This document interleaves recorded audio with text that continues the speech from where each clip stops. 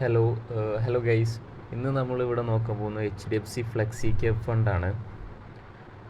HDFC flexi cap fund minimum SIP amount 300. Actually ഈ fund inception date January 1st 1995 there is no lock in period. Current NAV ഈ ഫണ്ട് start ചെയ്തിട്ട് 20 years ആവാൻ പോവാണ്. 20 വർഷത്തോളം, around 19 years ആയി. 19 വർഷം കൊണ്ട് 10 നിന്ന് തുടങ്ങിയ NAV 2034 ആയിട്ടുണ്ട്. കറൻറ്റ് AUM ആണ് 59,000 crore. Expense ratio 0.77. Growth plan then നമുക്ക് വേണമെങ്കിൽ കാൽക്കുലേറ്റ് ചെയ്ത് നോക്കാം.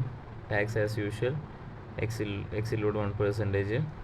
ടോട്ടൽ 48 സ്റ്റോക്സ് ആൻഡ് 10 സെക്ടേഴ്സാണ് ഇതിലുള്ളത്.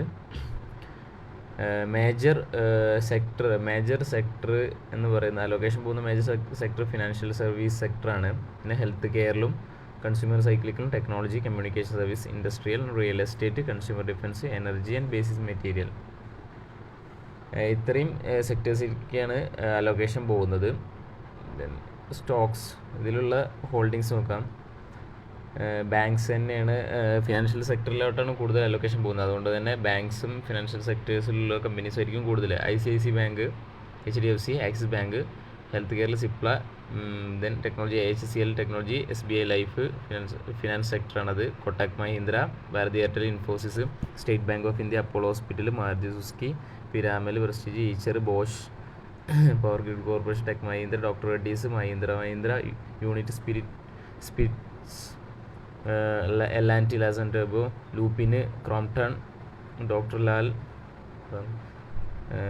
ITC, അങ്ങനെ Bank of Baroda, Reliance Industries, Whirlpool, Tata Steel, Ramco Systems, ഇത്രയും കമ്പനീസ് 48 സ്റ്റോക്സ് ആണ് ഈ ഒരു ഫണ്ടിലുള്ളത്.